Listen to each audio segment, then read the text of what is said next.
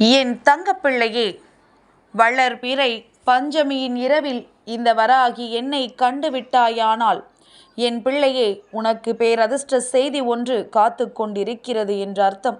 என் தங்கமே, இன்று பூஜைகளை எல்லாம் செய்து முடித்துவிட்ட பிறகு மன நிம்மதியோடு என் பிள்ளை உறங்கி நாளைய விடியலை எதிர்கொள்ளும் பொழுது நான் சொல்கின்ற இந்த நீரில் மட்டும் என் பிள்ளை நீ குளித்து விட்டால் போதும். நிச்சயமாக நீ செய்த பூஜைகளும் சரி, உன் மனதிற்குள் இருக்கின்ற எண்ணங்களும் சரி, நிச்சயமாக உனக்கு வெற்றியை கொடுக்கும் என்பதனை நீ மறந்துவிடக்கூடாது. என் குழந்தைக்கு வாழ்க்கையில் நடக்கின்ற எத்தனையோ கஷ்டங்களுக்கு நடுவில் என்னையும் தேடி வந்து வணங்கிக் கொண்டிருக்கின்றாயல்லவா? அதில் உனக்கு ஒரு தெளிவு இருக்க வேண்டும். அது என்ன தெரியுமா? அம்மாவை நீ தேட வரவில்லை. நான் தான் என்னை தேடி வர வைத்திருக்கின்றேன். நான் தான் உன்னை என்னுடைய குழந்தையாக தேர்ந்தெடுத்திருக்கின்றேன். அதை புரிந்து கொண்டு, அம்மாவிற்கு உன் மீது இருக்கின்ற அன்பினை உணர்ந்து கொண்டு என்னை தேடி வருகின்ற பொழுதெல்லாம் உண்மையான அன்போடு என்னை வணங்கி வருகின்ற பிள்ளையாக நீ இருக்க வேண்டும் என்று இந்த அம்மா எப்பொழுதுமே விரும்புகின்றேன். இப்பொழுது உன்னுடைய அன்பின் மீது எனக்கு அத்தனை திருப்தி. என் பிள்ளை எத்தனை வேலைகளை எல்லாமோ விடுத்துவிட்டு இந்த அம்மாவை வணங்க வேண்டும் என்று ஓடோடி வந்து நிற்கின்றாய். இந்த தாயானவள் என்னை வணங்கினால் உன் மனதிற்கு நிம்மதி என்று நினைக்கின்றாய். அப்படி இருக்கும் பொழுது இந்த தாயானவள் உன்னுடைய வேண்டுதல்களை எல்லாம் செவி கொடுத்து கேட்காமல் விட்டு விடுவேனா என்ன? நிச்சயமாக என் குழந்தைக்கு என்ன வேண்டும், என் பிள்ளைக்கு என்ன தர வேண்டும் என்று நான் கேட்டுக்கொண்டும் அதை உன் வாழ்க்கையில் நிறைவேற்றுவதற்கு என்ன செய்ய வேண்டும் என்றும் சிந்தித்து கொண்டுதான் இருக்கின்றேன். அம்மா, நீயே சிந்தித்தால் எனக்கு எப்பொழுது நடப்பது என்று என் பிள்ளை கேட்பது என்னால் புரிந்து கொள்ள முடிகின்றது. என் குழந்தையே, சிந்தனை என்றால் என்ன தெரியுமா? இது என் பிள்ளைக்கு சரிதானா? என் குழந்தைக்கு நான் இதை கொடுக்கலாமா வேண்டாமா என்றதை நான் நன்றாக யோசிக்க வேண்டும் அல்லவா? உனக்கு உதாரணத்திற்கு சொல்ல வேண்டும் என்றால், இப்பொழுது ஒரு வேலை நீ செய்து கொண்டிருக்கின்றாய். அது உனக்கு பிடிக்கவில்லை. இன்னொரு தொழில் செய்ய வேண்டும் என்று நினைக்கின்றாய். சட்டென்று என் முன்னால் அதை நீ வைத்து விடுவாய். அம்மா, இது எனக்கு பிடிக்கவில்லை, நான் இதை செய்யட்டுமா என்று கேட்பாய். நான் உடனடியாக உன்னை செய் என்று சொல்லிவிட முடியாது. ஏனென்றால் என் பிள்ளைக்கு உண்மையாகவே இப்பொழுது செய்து கொண்டிருக்கின்ற இந்த வேலை சரியானதுதானா?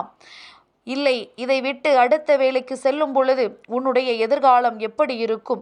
ஒருவேளை இதைவிட அது மோசமானதாக இருந்து விட்டால் அதன் பிறகு நீ நினைத்தாலும் மீண்டும் திரும்ப இதற்கு வர முடியாத ஒரு சூழ்நிலை வந்து விடுமே. அப்படியானால் எல்லாவற்றிற்குமான சூழ்நிலைகளை ஆராய்ந்து விட்டு தானே அம்மா உனக்கு பதிலை சொல்ல முடியும். அதனால்தான் காலதாமதங்கள் உனக்கு ஆகின்றது என்பதனை புரிந்து கொள். இது தொழிலில் மட்டுமல்ல, உன்னுடைய சொந்த வாழ்க்கையாக இருந்தாலும் சரி, என் பிள்ளை, உன் குடும்பம் சார்ந்த விஷயங்களாக இருந்தாலும் சரி, எந்த விஷயத்தில் உனக்கு முடிவுகளை எடுப்பதற்கு தயக்கம் வந்தாலும் அந்த விஷயத்திற்கு பின்னால் இந்த வராகி காட்டுகின்ற தாமதத்திற்கு ஒரு அர்த்தம் இருக்கின்றது என்பதனை நீ புரிந்து கொள்ள வேண்டும். நீ செய்த பூஜைகளுக்கு உனக்கு பலன் நிச்சயமாக கிடைக்கும்.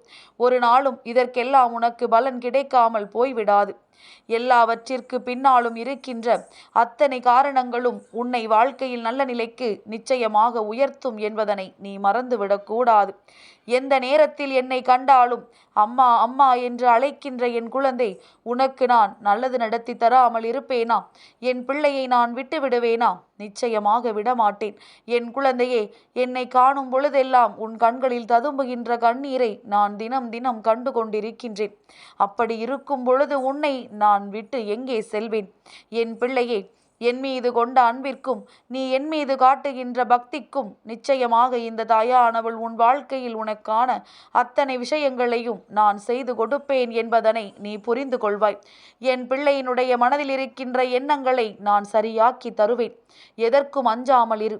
யார் உன்னை பயமுறுத்தினாலும் சரி, யார் உன் வாழ்க்கையை அழிக்க நினைத்தாலும் சரி, அவர்களுக்கு சரியான தீர்வை நான் நிச்சயமாக கொடுப்பேன் என்பதனை நீ மறந்துவிடக்கூடாது. என் பிள்ளையே, இந்த பஞ்சமியில் நீ செய்த பூஜைகள் ஒவ்வொன்றும் என் மனதை குளிர வைத்தது. அம்மாவின் வாக்கினை நீ எப்பொழுது கேட்டாலும் சரி, அந்த நொடி எண்ணிக்கொள், இந்த தாயானவள் உன்னுடைய பூஜைகளை முழுமையாக ஏற்றுக்கொண்டேன் என்று. என் தங்கமே, நாளை உனக்கு தொடங்குகின்ற விடியல் நிச்சயமாக மனதிற்குள் ஓர் புத்துணர்ச்சி கிடைக்க வேண்டும். அதனால் நாளைய விடியலை எதிர்கொள்ளும் பொழுது என் பிள்ளை, நான் சொல்கின்ற இந்த நீரில் நீ குளிக்க வேண்டும். என் பிள்ளையே, சில நேரங்களில் அம்மா உன்னை கல் உப்பினை போட்டு குளிக்கச் சொல்லி இருக்கின்றேன். அதையும் நீ இப்பொழுது தொடர்ச்சியாக செய்து கொண்டிருக்கின்றாய். அதை ஒவ்வொரு நாளும் என் பிள்ளை நீ செய்யாவிட்டாலும் சில நல்ல நாட்களுக்கு பிறகு இது போன்று செய்யும் பொழுது, உன் மனதில் குழப்பங்கள் அதிகமாக இருக்கும் பொழுது அது போன்று செய்யலாம். ஆனால் இன்று நான் சொல்ல வந்திருக்கின்ற விஷயம் என்ன தெரியுமா? என் பிள்ளையே, வேப்பிலையை தண்ணீரில் போட்டு ஊற வைத்து அந்த நீரில் நீ குளிக்க வேண்டும். இது முடியாத பட்சத்தில் பன்னீர் கலந்த நீரில் குளிக்க வேண்டும். உனக்கு நிச்சயமாக நான் சொல்ல வருகின்ற விஷயம் எதற்காகவென்று புரியும் என்று நம்புகின்றேன். என் தங்கமே, வேப்பிலையை கலந்து குளிக்கும் பொழுது நிச்சயமாக உன் மனதிற்குள் ஒரு புது உற்சாகம் பிறக்கும். அது மட்டுமல்ல, என் பிள்ளைக்கு தனி தெம்பு கிடைக்கும். அம்மனுக்கு உகந்த ஆடி மாதத்தில் நிச்சயமாக நீ வேப்பிலை கலந்த நீரில் குளிக்கும் பொழுது உன்னுடைய மனதிற்குள் மிகுந்த ஆறுதல் கொடுக்கும். அம்மா, வேப்பிலையும் மஞ்சளும் கலந்து குளிக்கலாமா என்று நீ கேட்பாயானால், என் பிள்ளையே, பெண்கள் மஞ்சள் கலந்த நீரில் குளிக்கலாம்.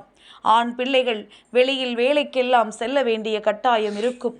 அதனால் மஞ்சள் போட்டு குளிக்கும் பொழுது உடலில் மஞ்சள் நிறம் ஒட்டி கொள்ளும்.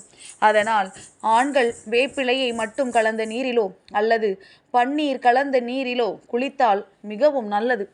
எது உனக்கு வாய்ப்பாக அமைகின்றதோ அதில் என் பிள்ளை குளிக்க வேண்டும். குறிப்பாக ஆண்கள் நீரில் கலந்து குளிப்பார்கள் என்றால் அவர்கள் குடும்பத்தில் இருக்கின்ற பிரச்சனைகள் வெகுவாக நீங்கும்.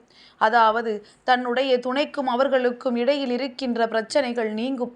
அவர்களினுடைய மனதில் பல குழப்பங்களுக்கு தீர்வு கிடைக்கும். இதற்கெல்லாம் சேர்த்து வாழ்க்கையில் நடைபெற்ற பிரச்சனைகள், இனிமேல் வாழ வேண்டாம், இவர்களோடு இனிமேல் பிரிந்து விடுவோம் என்று நினைக்கின்றவர்களுக்கு இது போன்ற பன்னீர் கலந்த நீரில் தினம் தினம் குளிக்கும் பொழுது நிச்சயமாக மனதிற்குள் பல நல்ல மாற்றங்கள் ஏற்பட்டு வாழ்க்கையை பற்றிய புரிதல் வந்துவிடும். நாம் எதற்காக வாழ்கின்றோம், ஏன் வாழ்கின்றோம் என்கின்ற எண்ணங்கள் கிடைத்துவிடும். இதையெல்லாம் தெரிந்து கொண்டு நிச்சயமாக இந்த வாழ்க்கையை வாழ வேண்டும் என்கின்ற ஆசை அவர்களுக்குள் வந்துவிடும். இந்த ஆசையோடு ஒரு வாழ்க்கையை வாழத் தொடங்கும் பொழுது பிரச்சனைகள் எதுவும் இல்லாத சூழ்நிலைகள் நிச்சயமாக உருவாகும் என்பதுதான் உண்மை. என் பிள்ளையே, வேப்பிலை கலந்த நீரில் குளிக்கும் பொழுது உடலில் ஏதேனும் கிருமி நாசினிகள் இருக்கும் பட்சத்தில் அவையெல்லாம் இதனால் அழிந்து போகும். கிருமிகள் எல்லாம் அதிகமாக நடமாடக்கூடிய காலம் அல்லவா? வெப்ப காலத்தில் இவையெல்லாம் இருக்கும் பொழுது இதனால் குளிக்கும் பொழுது உன்னுடைய உடலில் எந்த நோய் கிருமிகளும் தாக்காது. அதற்கு இந்த வேப்பிலை மிகப்பெரிய மருந்தாக இருக்கும். என் குழந்தையே, இரண்டில் எது உனக்கு வசமோ, எது உனக்கு தேவைப்படுகின்றதோ அதை போட்டு குளித்து விட்டால், நான் சொல்கின்ற விஷயம் என்ன தெரியுமா? நீ செய்த பூஜைகள் மட்டுமல்ல, ஏற்கனவே மனதிற்குள் ஏகப்பட்ட குழப்பத்தில் நீ இருந்து கொண்டிருப்பதனால்தான் தெய்வத்தை நாடி வந்திருக்கின்றாய்.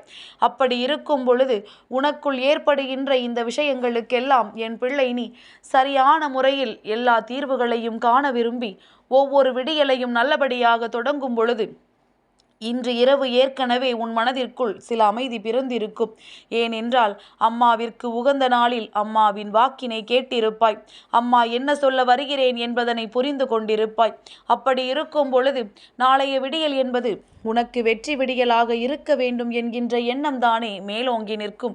இந்த எண்ணத்தோடு என் பிள்ளை நீ விடியலை தொடங்குகின்ற பொழுது நான் சொல்கின்ற இந்த நீரில் குளித்துவிட்டு அதை தொடங்கும் பொழுது உனக்கே மனதிற்குள் ஒரு மிகப்பெரிய உற்சாகம் பிறந்துவிடும். நாம் நல்ல உடல்நிலையோடு இருக்கின்றோம் என்கின்ற எண்ணம் உனக்குள் வந்துவிடும். நல்லதை செய்ய வேண்டும், நல்லதை இன்று நடக்க வேண்டும் என்ற எண்ணம் இருப்பவர்களுக்கு அவர்கள் செய்கின்ற விஷயங்களின் மீது முதலில் நம்பிக்கை இருக்க வேண்டும். அவர்கள் எதையெல்லாம் நம்பி இருக்கிறோம் என்பதில் அவர்கள் சரியாக நடந்து கொள்ள வேண்டும். அப்படி இருக்கும் பொழுது இவர்களினுடைய எண்ணங்களை உண்மையாக்க இந்த நீர் மிகப்பெரிய உதவியை செய்யும் என்பதனால் தான் அம்மா சொல்லி இருக்கின்றேன்.